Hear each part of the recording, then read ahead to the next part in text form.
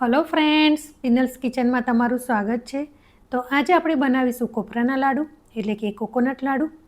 તો આ લાડુ બનાવવા માટે મેં નથી કોઈ માવો લીધો કે નથી કોઈ ચાસણી કરી, ફક્ત 10 જ મિનિટમાં બની જાય છે અને બહુ જ ઓછા ઇન્ગ્રેડિયન્ટ્સથી એકદમ સરળ રીતે બની જાય છે। તહેવારોમાં કે પ્રસાદી માટે તમે ખૂબ જ ઝડપથી બનાવી શકો છો। તો આ લાડુ એકદમ સોફ્ટ અને મોઢામાં મૂકતા જ પીગળી જાય છે।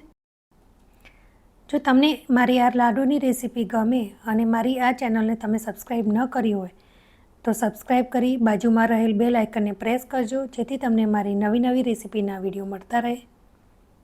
કોપરાના લાડુ બનાવવા માટે આપણે સૌ પહેલાં આપણે કોપરાનું છીણ લઈ લઈશું। અહીંયા મેં 2 કપ એટલે કે 150 ગ્રામ કોપરાનું છીણ લીધું છે। તમારી પાસે આ રીતે જો કપ ન હોય તો તમે મેઝરમેન્ટ માટે ઘરની કોઈ એક વાડકીનું માપ લઈ લેવાનું અને તે અનુસાર તમે બધું જ માપ લઈ શકો છો।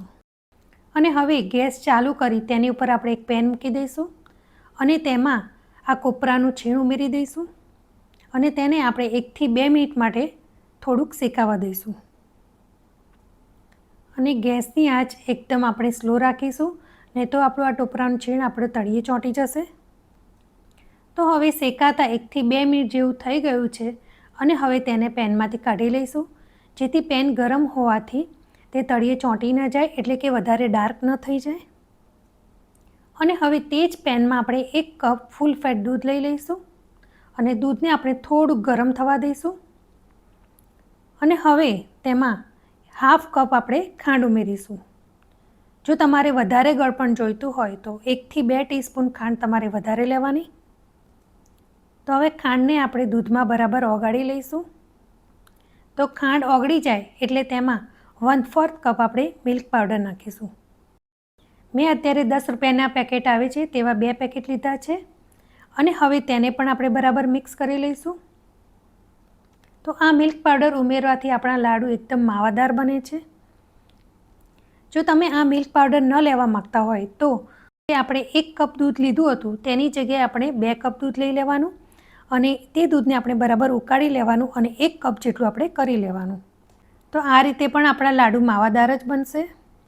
હાફ ટીસ્પૂન ઇલાયચી પાવડર ઉમેરીશું અને હવે તેમાં આ કોપરાનું છીણ ઉમેરી દઈશું અને તેને આપણે બરાબર મિક્સ કરી લઈશું। તો અત્યારે મેં ગેસની ફ્લેમ એકદમ ધીમી જ રાખી છે અને હવે આપણું આ મિશ્રણ ડ્રાય થાય ત્યાં સુધી આપણે સતત તેને આ રીતે હલાવતા રહીશું। હવે લગભગ 2 થી 3 મિનિટ જેવો સમય થઈ ગયો છે અને આપણું મિશ્રણ હવે ડ્રાય થઈ ગયું છે। હવે તેમાંથી થોડુંક મિશ્રણ હાથમાં લઈને તેને આપણે ચેક કરી લઈશું।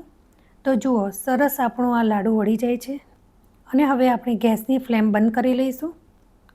મિશ્રણને પ્લેટમાં કાઢી લઈશું, જેથી કરીને જલ્દીથી આ મિશ્રણ ઠંડુ થઈ જાય।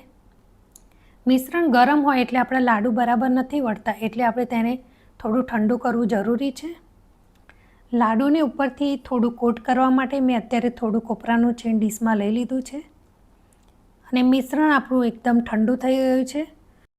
તેમાંથી આપણે નાના નાના લાડુ વાળી દઈશું। તમારે જે સાઇઝના બનાવવા હોય તે તમે બનાવી શકો છો। આ રીતે સરસ એકદમ સ્મૂથ આપણા લાડુ વળી જાય છે અને હવે તેને આપણે કોપરાની છીણથી કોટ કરી લઈશું। આ લાડુને તમે 3 થી 4 દિવસ સુધી સાચવી શકો છો। હવે આ રીતે આપણે બધા જ લાડુ બનાવી લઈએ। તો તમે 2 કપ કોપરાના છીણમાંથી લગભગ 20 થી 25 લાડુ બનાવી શકો છો। એકદમ સોફ્ટ અને મોઢામાં મૂકતા જ પીગળી જાય તેવા આપણા લાડુ બન્યા છે। તો આ તહેવારોમાં તમે પ્રસાદીમાં ચોક્કસથી આ લાડુ બનાવજો, તમારે પણ સરસ બનશે અને વારંવાર બનાવવાનું મન થાય તેવા લાડુ છે। તમને મારી આ રેસીપી કેવી લાગી તે મને કમેન્ટ સેક્શનમાં જરૂરથી જણાવજો। જો તમને આ રેસીપી ગમી હોય તો વિડીયોને લાઇક કરજો, શેર કરજો અને મારા ચેનલને સબસ્ક્રાઈબ કરી બેલ આઇકન પ્રેસ કરજો, જેથી કરીને તમને મારી નવી રેસીપીના વિડીયો મળતા રહે। Thank you for watching. By.